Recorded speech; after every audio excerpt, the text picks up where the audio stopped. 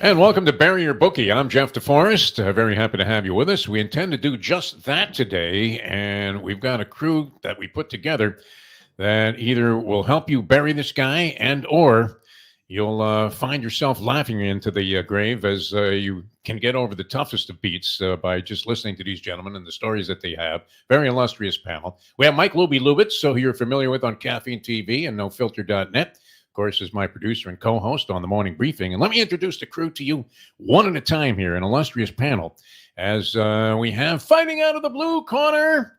And as my man Jimmy Lennon Sr. used to say about some nondescript Mexican from Tijuana with a record of 4-16, really needing no introduction the world over. Both of these guys are movie stars, too. The man that Two for the Money, one of the great gambling movies of all time, was based on his life and his story. The great Brandon Lang joins us here on the show. Brandon, how are you, my friend? Life is good. Life is good.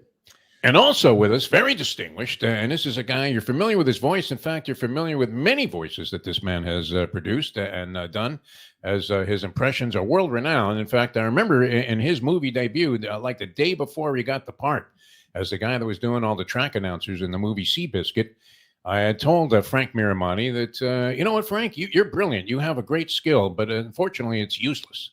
And that was that he could do an impression of every track announcer going all the way back into history to the great Harry Henson and those that came before him. And, of course, the next day, what would you get, a call from Gary Ross himself saying, hey, I need a guy who can imitate old track announcers. And he was cast in the movie Seabiscuit, which was a great story. Frank, how are you, my friend? It's great to be with you, Jeff. We go back 29 years, back to 1995 when I came to South Florida for Hialeah Park, and a mutual friend of ours told me to get a hold of you, and it's one of the greatest calls I ever made. But yes, with regard to Seabiscuit, it's tough to get into the Screen Actors Guild. So there's something called a Taft-Hartley, and that is you have to have a unique skill that someone else doesn't. So my skill was imitating track announcers, that useless talent that you had referred to previously, and it got me into the movie. Unfortunately, the bionic woman's ears couldn't have heard me because I did hit the cutting room floor. Mr. Ross himself called the match race, but I was in the credits, and I got my checks generally in the $1 to $2 range for the royalties. So it's a great experience, and for me, it was beautiful because I played the role of Santa Anita track announcer, and that dream would come through 15 years later when I was named the voice of Santa Anita Park, my favorite place on earth. And of course, go ahead, Brandon. That movie is one of my favorite movies, and the part that I watched it 10, 11 times, and the part that just gave me chills is when Toby Gregg goes, come here, listen to me. Slow down. Just let him catch up and let him get a look. Just let him get a look at him. And then hold on. I mean, and that's not the dialogue, but just that, then just hold on. And he takes off. Oh, just solid movie. It's so funny that you're part of, I love Secretariat. I love Seabiscuit. I love horse movies. And so it's just ironic that you were part of that off the bat of a movie that I loved. I think, Frank, you were calling at the fairgrounds at the time, and did you not? You were trying to impress some young woman, very attractive young lady, as I recall you describing her. And did you not bring, like with limousines, a dozen people to the premiere of the movie in New Orleans, and then only to find out that they'd cut out all of your calls from the film?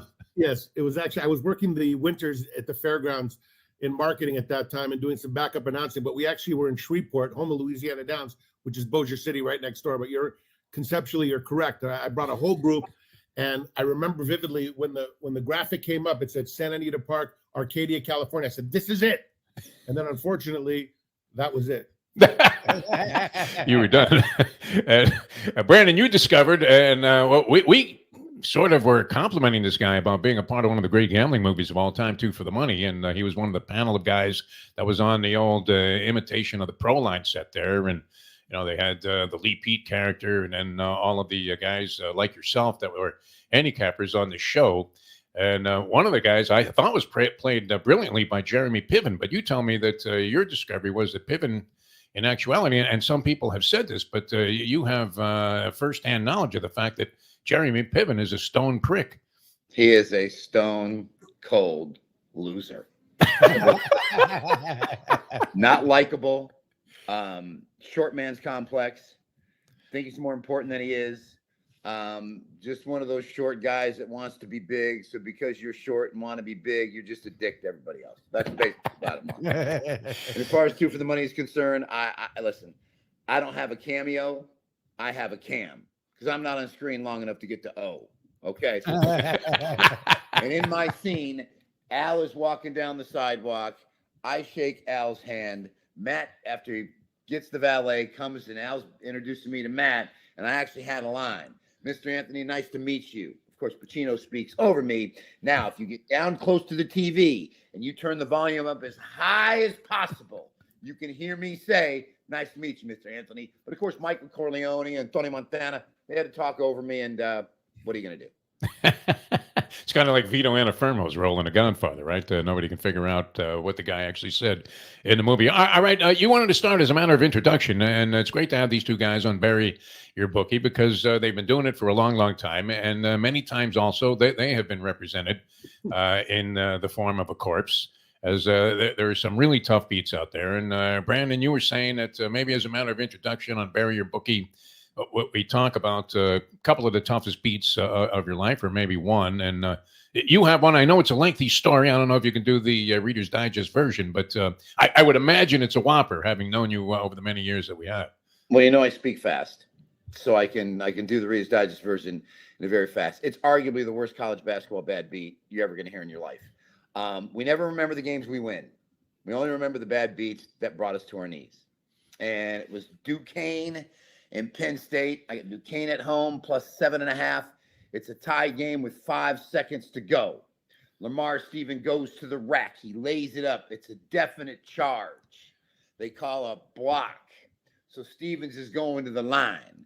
So LeBron James's coach in high school, who's now the coach, I think it's Dumont or something like that. He's now the coach of Duquesne.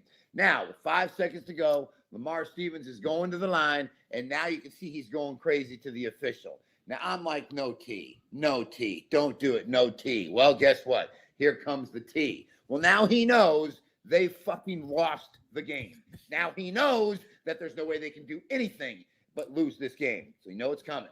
Coaches try to hold him back. Jackets off. Another T. You're gone. Now start to do the math, boys. So now Lamar Stevens goes to the line. Makes the first. Makes the second. Lamar Stevens, now he's done. Now here comes the 2 technical foul shots, and here comes the point guard. Bada bang, bada boom. He hits 4 in a row. Now it's a 6-point game. Now plus 7.5. Now all you're hoping for, inbound the ball, walk off the floor, game over. But no, Duquesne's got a foul on the inbound, thinking they're coming down. No. 5 seconds to go. Sure enough, that point guard goes right back to the line. Bada bang, bada boom. 8-point game, plus 7.5. Bend over, grab your ankle. It's gonna hurt, boys. Now you're hoping for the 3. Now you're hoping to triple down, get that 3. Life is good. You get the back door. Thank God you get the back door. So what do? They roll it on the ground to save time. And out of nowhere, the point guard for Penn State goes and jumps on the ball. Lose by 8. Figure that out. Tie game. Oh my God. You can't lose, Rock. Stay down, Rock. 8 point. Frank, I don't imagine you can relate to having known you for so many years. And I still remember you on your knees in front of that little TV screen at Hialeah Park. I don't want to relay the whole sort of details of the story How there. bad is that bad beat? Honestly. That's a monster. I don't know, Frank. Anything along those lines ever happened to you? When he said college basketball, I've had 2 that are really in a photo finish, but one of them was, I don't know the names of these guys, but I did look this guy up later to see if he ever made it to the NBA, and the answer was a resounding no. But it was Pitt against Butler. This would have been in 2011, and it would have been in the tournament. And I got, in fairness, I got one of the most miraculous fouls going to the free throw line of all time. So I was actually about to have the miracle. And then, amazingly, the team is on the line. The guy misses a free throw, and my guy fouls him when he has about less than a second to go the length of the floor. And then Butler goes in. Go look that game up. I don't have all the details of the people, but I still need smelling salts when I think of that game. Pitt Butler in the tournament. It was a very big game. In the same time frame, within a month of that, I'd have to rank this as even worse because I couldn't even watch this game. It was the Grizzlies against the Mavs. And the Mavs were up by 17 at halftime in a must-win 8-team parlay, no exaggeration, not 5 teams, not 8-team parlay for all the money. And it was a large sum. I couldn't watch the game. So I'm drenched watching on a computer. And I've watched many games, I've watched football games with helmets moving each side. I've watched basketball games. You just look for the thing. Anyhow, it kept going back and forth. The Grizzlies took the lead. And then with like 3 seconds to go, they took the lead. And then what do you now? Hold on a minute. Do you have Mavs money line? Mavs money line. Yeah, they were laying like 8 in the game, so they were a big favorite. Yes, thank you for that. Thank you for win the game. Nowitzki hits a shot with 0.3 seconds to go. Should be over with, right? No, sir. Zach Randolph with an absolute. I mean, I still believe me. It's on YouTube. If you just go look up Mavs Grizzlies 2011 Zebo. It was an unbelievable inbound, and he just let this thing go, and the net didn't even move. That thing was nothing but net. And Richard Steele came in with his bow tie and took me right out. I was in a hotel room. I had turned off all the lights. The only light was my computer screen, and I was down for the count. And that oh my God! Especially you get the miracle shot. Yeah, I mean, Nowitzki was on fire. He was hitting everything, and of course I ended up torturing myself watching this highlight reel. But that Zebo shot. A big rainbow that just went in and like the net didn't even move. And I didn't see it live. All I saw is the horrific update, F as in final. We're emotionally now with the NBA. Go ahead, NBA. This happened to me this year. I got the Houston Rockets plus 8.5 at Dallas. They're up by 25 at the half. They're up 17 at the end of the third. Mavericks took their first lead of the game with 1 minute and 58 seconds to go. Oh my God. Houston holds on. Some kid goes to the line for Houston. They're up 3.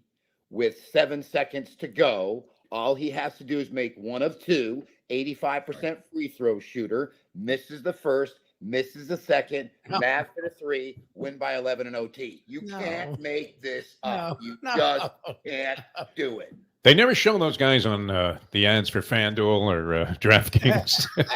You don't see the people face down in the gutter outside the Bellagio Sportsbook. Just waiting to get run over by a car that's coming to valet. Insanity. It's insanity. You know what the NBA stands for, don't you? Nothing but aggravation. That's what people are experiencing, though. Now Lubie's been upset. He thinks that Adam Silver is in on the fix, especially after watching first the Philadelphia Knicks series, which you would have thought Tim Donaghy had been named the head of officiating for the NBA in that one. And then after it looked like there was a major move on to make sure that the Knicks continued, even though you had a banged-up Joel Embiid, he looked like the English patient running around out there. You would have thought the Knicks could have prevailed without the help. We get into this Indiana series, and it got even more bizarre. And we're asking ourselves, does Adam Silver have any conscience whatsoever as the commissioner of the NBA to continue to hose these teams? And then poor Rick Carlisle, who doesn't he look like the guy that comes over at the funeral home to try to comfort the family before they hand him the bill? He's one of those guys. I mean, he doesn't complain about too much, but he says one thing about the officials. They are skewering this guy, and just absolutely harpooning him for opening his mouth. But it really does look bad, doesn't it? I just love these coaches that he takes Indiana into Milwaukee for Game 5, and they can close the series out. And they're playing without Giannis and without Damian Lillard. And for some reason, Milwaukee figures out a way to win. And afterwards in the press conference, Rick says, you know what? It's on me. I just didn't have the guys ready to play. And I just didn't have them ready to play. I didn't have them ready to prepare. How do you get away with that? You didn't do your job and you didn't have them ready. What he should have said was this. I'm going to start this press conference by saying a lot of money involved in these NBA playoffs. We really didn't want to win Game 5 on the road. Really go back home. Revenue for the owner, revenue for TV, revenue for my team. We really didn't want to win Game 5 on the road. We really didn't. We laid down. Wish we would let you all know we're going to lay down because we want to go back home, concessions and everything. It's just a big spot for Indiana and our TV market that we clinch at home and make a little bit of extra money. Should let you guys know we're going to lay down in Game 5, but I'm sorry. So I'm going to use the excuse of I just didn't have ready to play. You never get the truth, though. It's kind of like the last 2-minute report where for that Indiana game with the Miles Turner offensive foul with the moving screen, Probably should have said something along the lines of, yeah, we really fucked them. I tell you what, there was no way Indiana was going to win this game. And you can clearly see on the replay that there was no foul there. If you tried to call that at the park, somebody would take a swing at you. But we went ahead and did it anyway because we wanted to screw Indiana, the small market team. And instead it says, well, you know what? The proper call was made. I don't know, Frank, you a believer in conspiracy theories here when it comes to officiating, or do you think it's just a tough beat? No, I'm not a big conspiracy theory guy when it comes to this stuff. These guys they're playing for the prize, but I don't want to argue with your team on this one. I just think that in the end, there's so many variables that take place, and I think we always look for a reason why we went down in flames in these situations, and so you want to blame someone. Because here's the thing: if it was that obvious that Game 5 is going to go to the other side, you would be bringing a Brinks truck and you'd just be unloading. But the time in which you finally think that's what's happening, you get blown to bits. It's very difficult. I'll tell you one thing: the NBA, anyone winning during and I'm not here to tell you I can do it, because anyone winning in the NBA during the regular season deserves a statue, because it is impossible to handicap, and you're better off taking the dartboard out. It's a very difficult thing. You got to wait for games that mean something. But there are those who analyze how many games on the road, and it's the second to last game on a long trip, et cetera, et cetera. You've got to be a wizard to come up with NBA winners, because it'll make you crazy. I'm a money line man too, by the way. Don't lay points ever. You either take the points with the dog or you lay the money line. You cannot have WNC, win no cover. I learned that in 1990 opening weekend. It was the San Francisco 49ers at the New Orleans Saints. They were going nuts on Monday Night Football. Joe Montana at the end of the game puts his arms in the air. Those who laid 5 or 4, they had to come up with some cheese on Tuesday for them. Because, I have a theory about the NBA. And I feel pretty good about this. And once they legalize marijuana, you're set. You're set. These guys are sitting in those 5-star hotels getting stoned all motherfucking day. And they're sitting there getting stoned. They're playing tonight. Give me that weed. This is good, man. I'm playing tonight. I got a little hamstring injury tonight. I ain't going to play. Now I'm going to set this game out. And if I play, I'm stoned in the mind. I mean, listen. There were these super teams, and nobody's together like the Bulls are, and the nucleus is together. Frank's right. If you're going to mess around with the NBA regular season, you're crazy. But these NBA playoffs are even more crazy. Whatever you think is whatever happened the game before, go opposite the next game. Yeah. Get blown out in games 1 and 2, and going to Minnesota and winning games 3 and 4. The Boston Celtics in Game 2 in both the Cleveland series and the Miami series get blown out. Yep. And then they end up blown out. There's just no rhyme or reason, Frank, to what goes on in these NBA playoffs. I do have one theory that I'm glad you brought that up, because I would have never thought of this. But this is something that I've actually been sharing with some friends of late, which is this. In those kind of series, when the ridiculous takes place and the big chalk, it was like laying 14 points or minus 1,800 on the money line, goes down, the next game, they come with a billy club. And that's what you got to think about. Look at all the years of playoffs. When there's a huge upset that made no sense, you just got to go back to them the next time. And then they make a statement. They tighten things up. It's uncanny how effective that angle is. Yeah. And like I said, I don't like to lay points, but that Boston game was the biggest cigar ever right after that, because they just come in and they just put the pedal to the metal. And so you can see Red Auerbach lighting up. From the grave there. History. This Celtics nucleus, this group of Celtics has had a rhythm this year of blowing big time leads and losing games that you just scratch your head and go, how? That's why that team scares me, because you never know when they're going to show up and play, and they say the same shit after every bad game. Well, we just got to tighten up. We got to get better. They're so unpredictable. You almost can't touch the Celtics. You ever notice, too, that everybody in the crowd in Boston, all of the guys, they either look like Whitey Bulger or Mickey Ward. It's unbelievable. Yeah. I mean, everybody looks the same there. They all look like Irish hard-ons. It's unbelievable. All right. Do we have any opinions on the upcoming games? Now, obviously, we're late on a Monday night here. You have one basketball game coming up later on, and I guess a hockey game. So what kind of, if you have an opinion on that, great. But anything in the immediate future that you guys have zeroed in on? I know, Brandon, you're studying this stuff all the time. Frank, you probably have numerous wagers out there with a variety of different sources to bet these games. Any thoughts about, say, tomorrow or Wednesday's action in the NBA? I'm a baseball man personally. I'll let you go first, Brandon, but I'm a baseball man. All right. No, the Denver's coming back home, laying the 4.5 number, and you're going to want to just jump. I'm just saying that just from what you just saw, Yep. how does Denver not come back home when they've kind of figured it out? Yep. Edwards had 44. Carl Anthony Towns looked like he was playing the Nerf hoop in the bedroom when he was in the 9th grade. Guy couldn't hit water if he fell out of the fucking boat the other night. He played like terrible. And then Gobert's back in the lineup, but without him in the lineup, they shredded him in game 2. Maybe they're better without Gobert, but when Gobert was on the floor in game 4, they actually contained Denver. So why didn't you just tell Gobert you got to go 44 minutes for me tonight, because we can't handle them without you in there.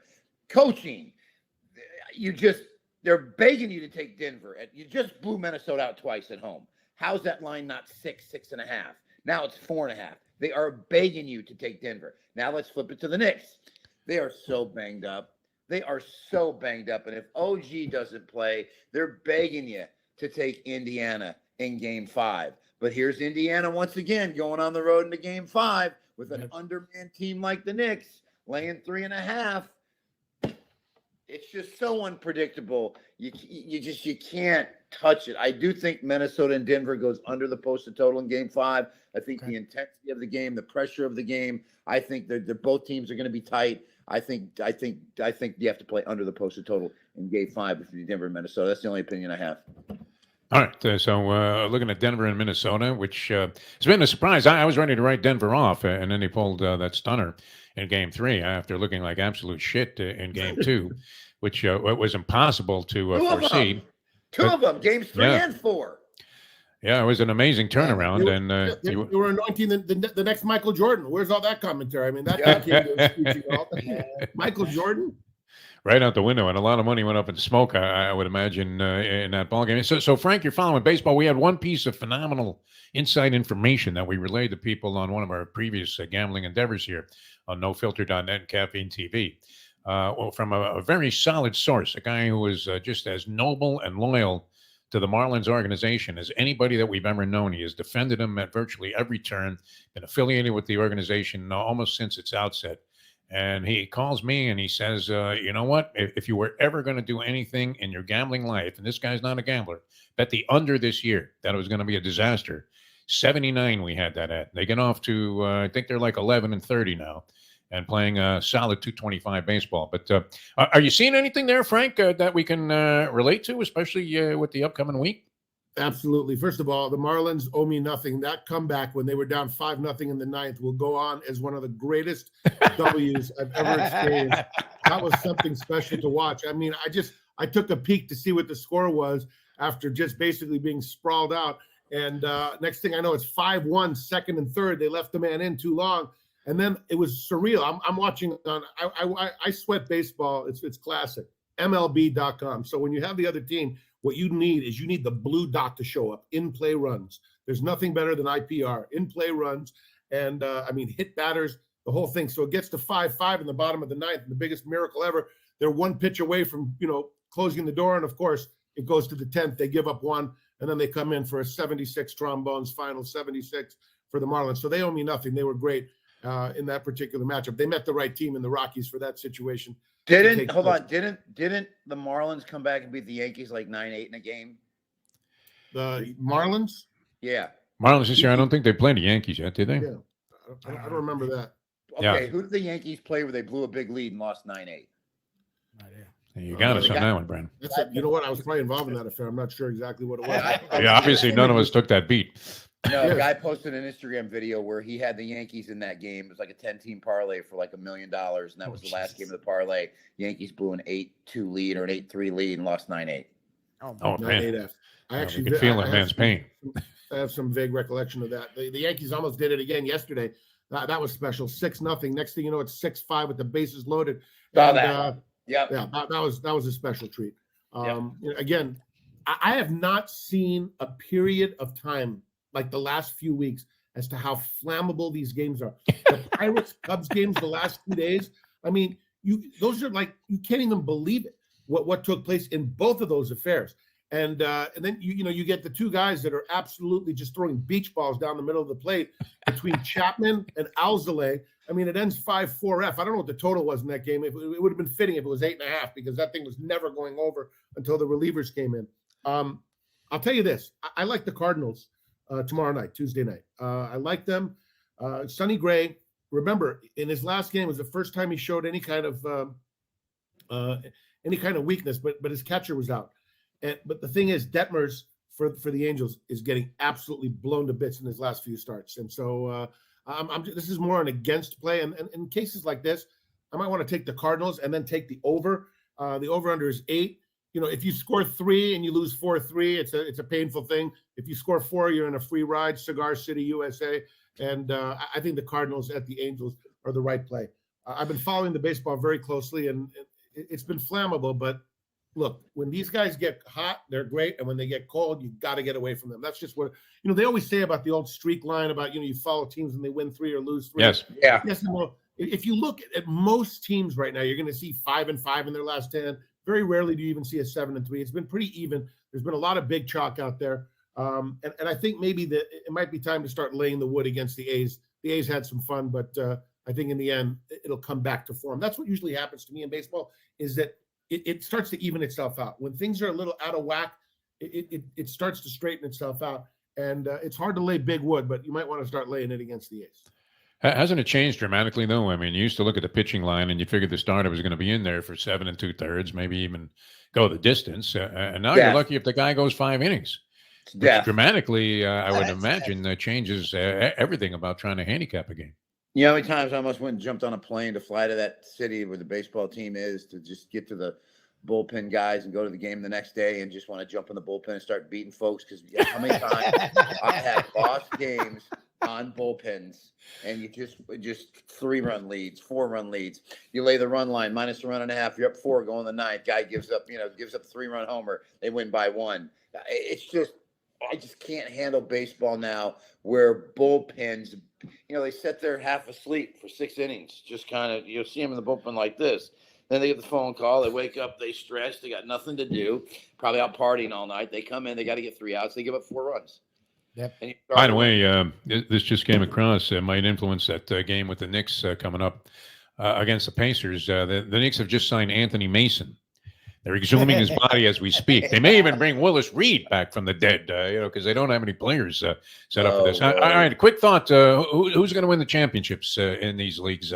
What are we going to see in the finals, Brandon Lang? NBA, and then I know, Frank, you probably follow the hockey a little bit more closely than Brandon does, because you're sweating out those empty net situations with 2 seconds to go in the game, hoping the puck doesn't go in there.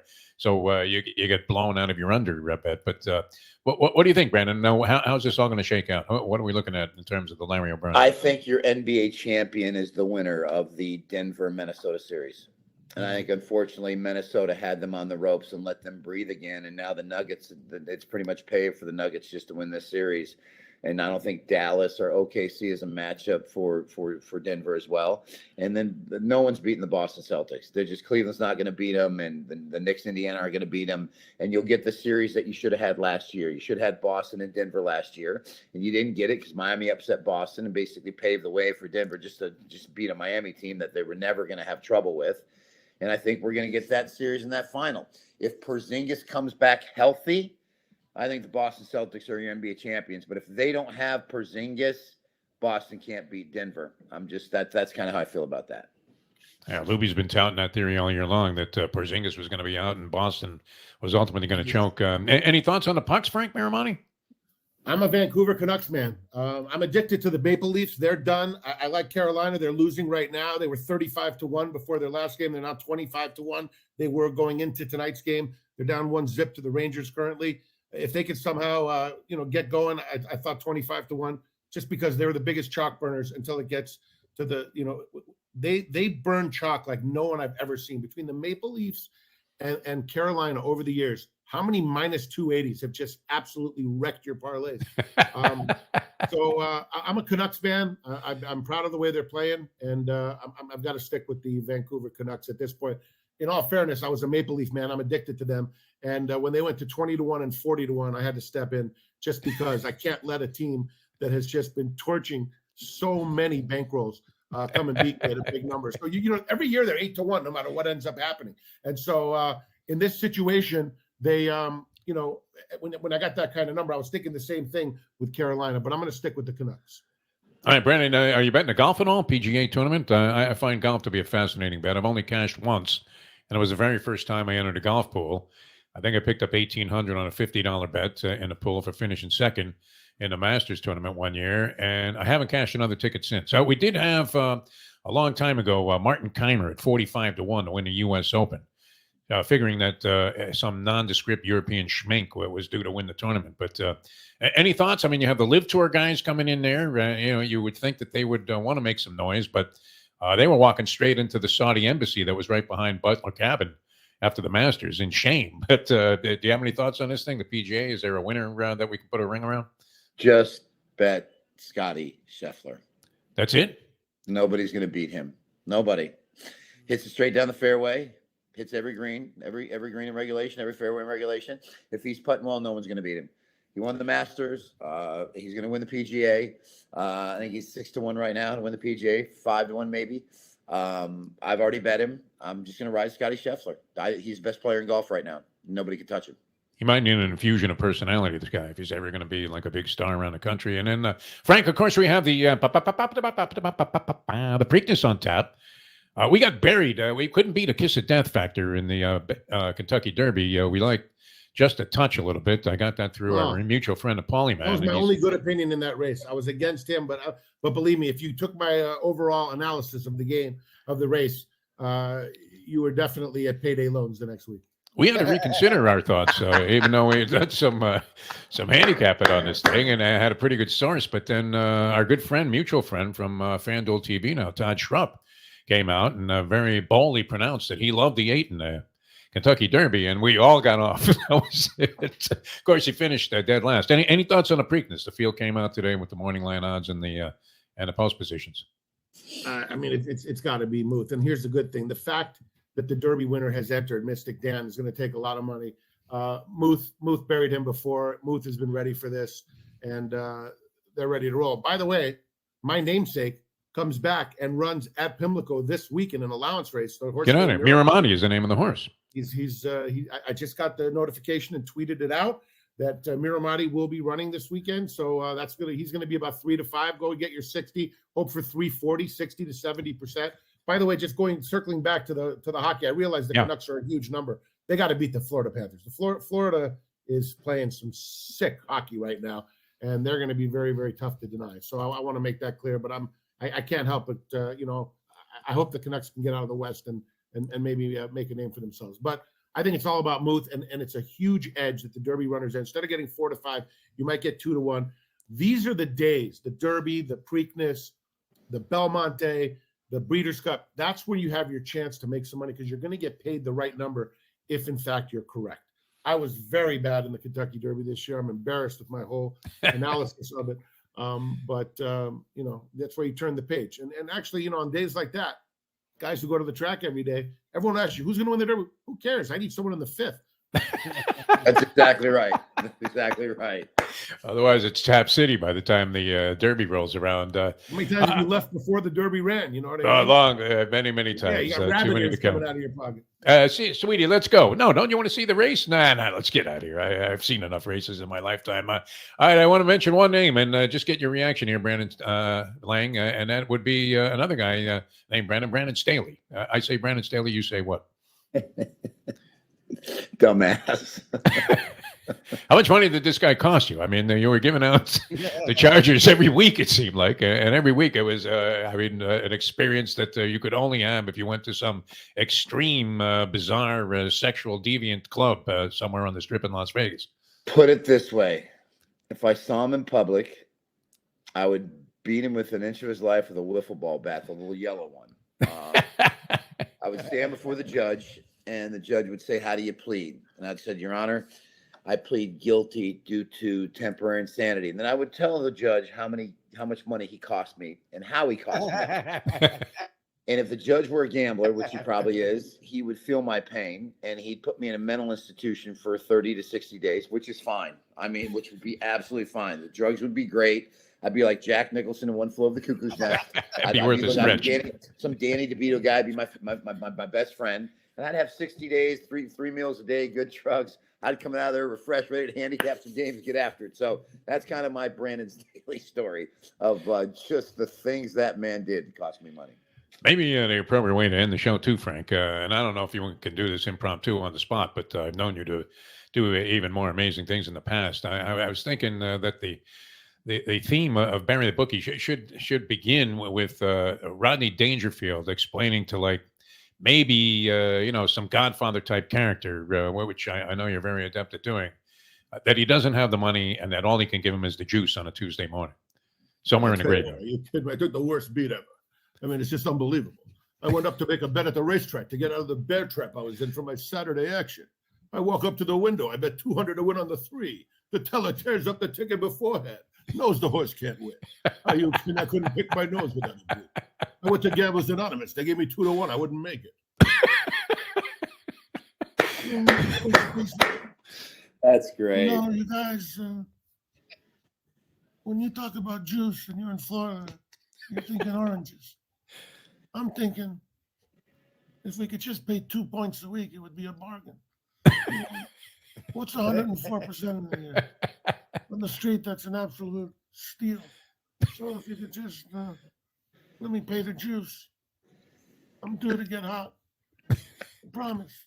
Just raise my limit, would you? Oh, God. That's the perfect way to go out. Raise your limit. All right. Hopefully you guys we will close it with Marv Albert. This has been nothing short of an honor. The Knicks are finished, and Marv Albert will be the man forever. This has been a presentation of Jeff DeForest, who has been the man in South Florida and the nation for decades. Guys, always a pleasure, man. We'll do it again next week. Brandon Lang, 2 for the Money fame, of course, and BrandonLang.com is where you can find all of his selections. Handicaps virtually everything except hockey, seems like. It probably has guys doing that. And Frank Caramani, will you be calling the Belmont at Saratoga during that little 3-day meet? Is that on for you, or what's the story? It actually has not been announced, so we'll keep it in the cone of silence. But the answer to that is yes, I will be at Saratoga. All right. My bosses at Santa Anita Park came through for me and allowed me this great opportunity. I get to miss a weekend, and we haven't put it out publicly, but this is breaking news on your show. I will be there as the voice of Saratoga to be able to call that tremendous weekend of racing, and it's quite an honor. Saratoga is a job I never even dreamt of having.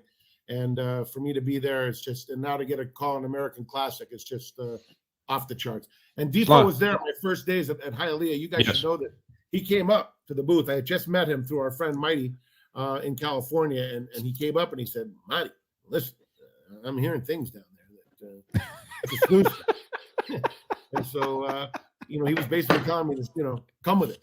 And I'll always remember that. It was a motivational speech. But you know what? So many people give you the phantom compliments. Hey, you sound great. Telling me, listen, man, they're starting to they're looking for the booth to throw eggs at them. Let's go. They were starting to shoot the flamingos out of the sky after the 7th. So Jeff's been behind me throughout, and I really appreciate it. And I hope you guys can make it out, because it's going to be a fantastic festival of racing for Belmont. It's going to be off the charts. Should be great. Yeah, it's a long way from those calls from Great Lakes Towns. I don't know what I'm doing here, DeForest. Get me out of here. Next thing you know, he's calling the Belmont at Saratoga. Brandon, always a pleasure, my friend. Frank, great stuff. We'll see you guys again next week, next edition of Bury Your Bookie. And we want to thank the people at Greenlight Ventures for getting behind this thing. Mike Lubitz, outstanding job as always on the production. Thanks to the people at NoFilter.net, Caffeine TV, and we'll see you next time as we attempt to help you either bury your bookie or be able to laugh it off. Thanks so much for being with us.